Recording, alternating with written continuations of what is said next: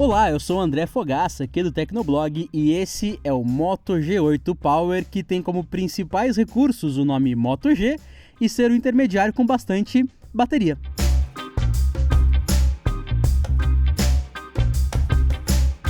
Quebrando a rotina de lançamentos quase que bimestrais da linha Moto One, o Moto G8 Power chegou no Brasil mais ou menos um ano depois do Moto G7 Power. Ele tem tela maior, com mais resolução, processador mais rápido, mais RAM, mais câmeras na parte traseira, mantém a mesma capacidade generosa de bateria e fez uma visita no departamento que cuida do visual dos Moto One mais recentes. Vem comigo que eu te explico se a quantidade bacana de mais que eu acabei de falar é realmente uma evolução interessante e principalmente se o Moto G8 Power vale o que custa. Mas deixa eu te dar uma sugestão antes de começar. Se você curtir esse vídeo do Moto G8 Power, tá convidado a ouvir o Tecnocast, nosso podcast que fala de tecnologia, eletrônicos, comportamento, negócios e muito mais. A cada 15 dias tem um episódio novo para você ouvir em casa, no home office, enquanto o coronavírus não vai embora. Então assina o Tecnocast no Spotify, no SoundCloud ou no seu aplicativo preferido para não perder nenhum programa.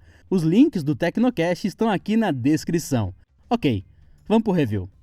Se você já viu o review do Motorola One Macro, não encontra muita diferença por aqui, ao menos do lado de fora. O Moto G8 Power segue o mesmo visual da parte traseira, com as câmeras em forma de ponto de exclamação invertido, mas muda o notch para um furo do lado direito, enquanto o One Macro vai de notch em formato de gota, que é o formato que mais me agrada, por ficar mais centralizado e não jogar as notificações mais para um lado do que para o outro.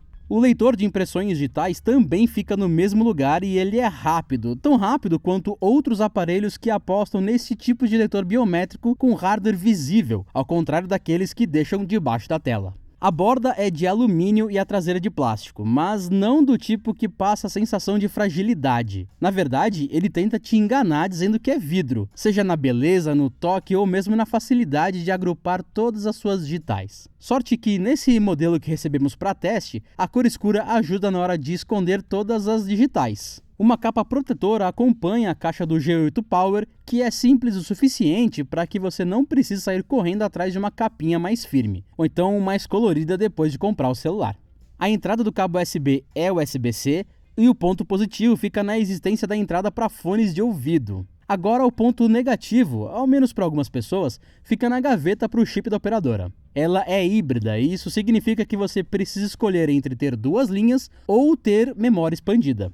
Um ponto curioso é que a Motorola colocou instruções sobre como abrir a gaveta e colocar o que você quiser nela. Isso é raro e pode ajudar quem fica perdido na hora de trocar o chip. Ah sim, o Power do nome desse Moto G significa que ele tem mais bateria e isso faz o corpo ficar gordinho. É visível que ele é assim, seja pelo calombo bem menos saltado nas câmeras ou pela tela que fica um tiquinho para cima, saindo da curvatura lateral das bordas. Atrapalha? Não, de forma alguma. Ter mais gordura para dar mais bateria é algo positivíssimo, e nesse caso, o volume no bolso não incomoda em momento algum. Quer um comparativo? O Moto G8, que tem 4.000 mAh, tem 9 gramas a menos de peso e é meio milímetro mais fino. Já que falei da tela, vamos lá.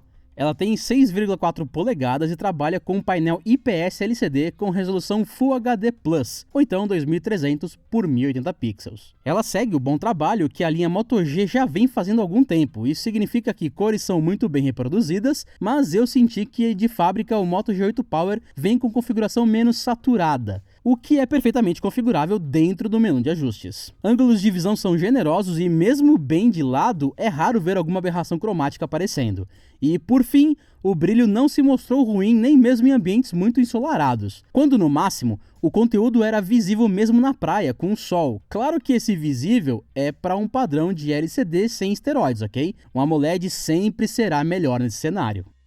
Falar de um Moto G é meio que repeteco da geração anterior e isso tem um ponto positivo com outro negativo. O positivo é que isso significa que se você comprou o primeiro Moto G e vem agora trocar de celular, não vai sofrer com uma interface completamente diferente. Tem até um segundo ponto positivo, que está na limpeza do Android 10 que roda por aqui. Ele é quase que o Android puro do Google, com alguns pouquíssimos aplicativos pré-instalados. As alterações ficam nas bem-vindas funções de atalho para abrir a câmera ao girar o celular como um acelerador de moto, ligar a lanterna com um golpe de karatê, captura de tela com 3 dedos no display ou até diminuir a interface para ficar menos difícil alcançar o que fica na parte de cima. Tem um widget redondo que serve como indicador de bateria, de relógio e previsão do tempo. Ele é redundante em 2 funções, já que o relógio fica sempre no topo da tela e o indicador de bateria também.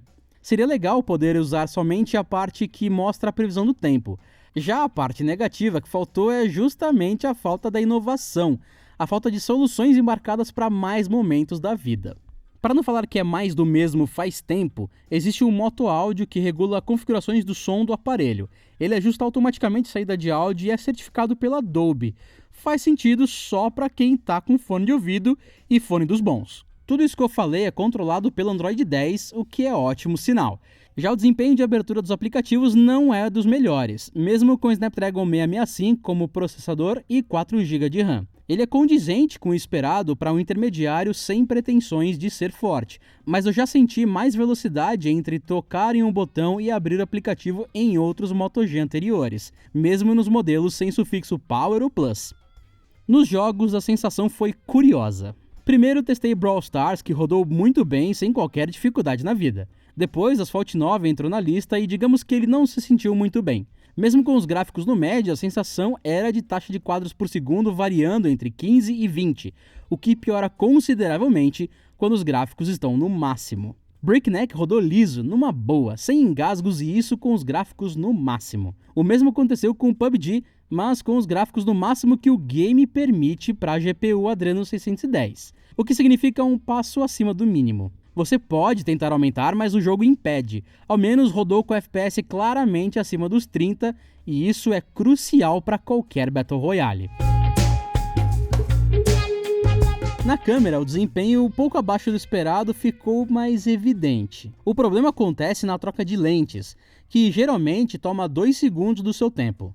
Parece exagero, mas imagine a situação onde você quer aproximar a cena para a lente de zoom e tem que esperar 2 segundos para poder fazer a foto.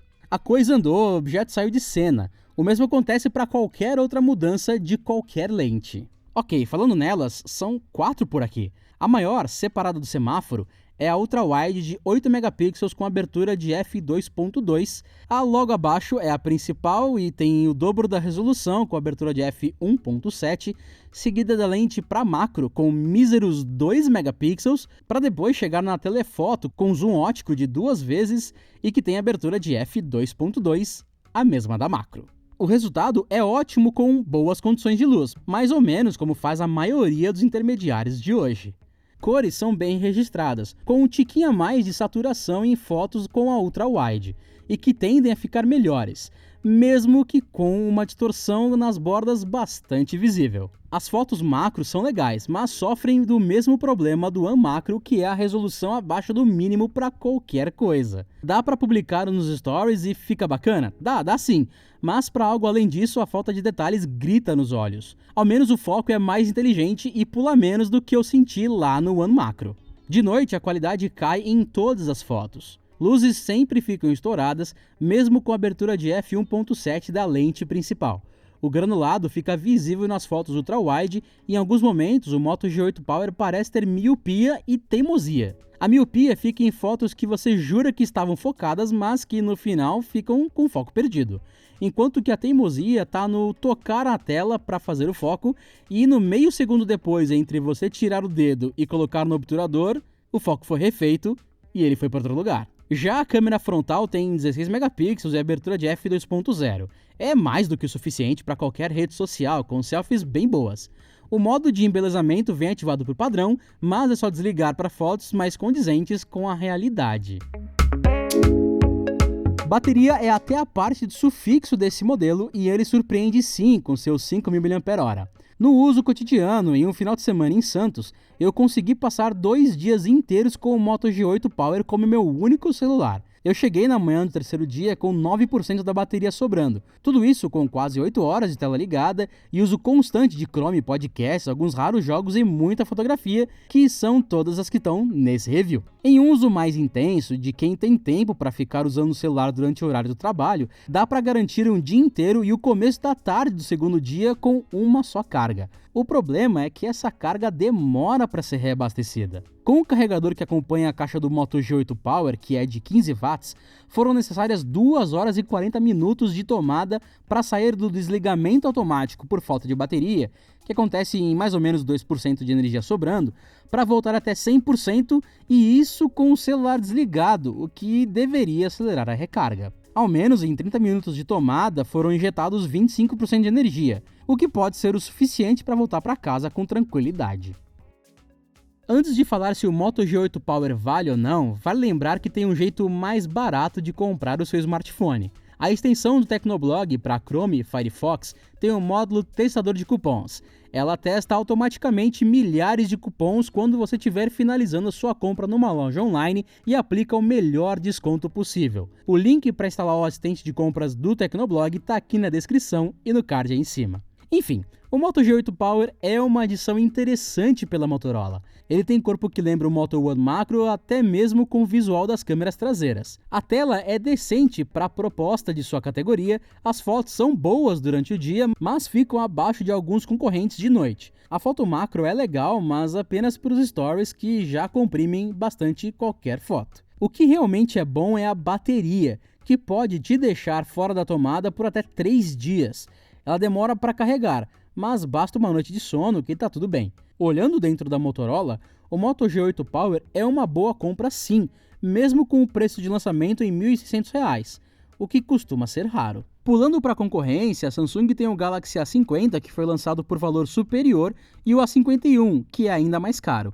Então o Moto G8 Power consegue ser justo na proposta, mesmo com desempenho abaixo do esperado. Eu, se fosse comprar esse celular, esperaria alguns meses para ver se o preço cai para algo perto dos 1.400, que já começa a valer bastante. E aí, curtiu? Tem um Moto G8 Power ou pensa em comprar um? Coloque aqui na parte dos comentários. Eu sou o André Fogaça e nos vemos na próxima. Tchau!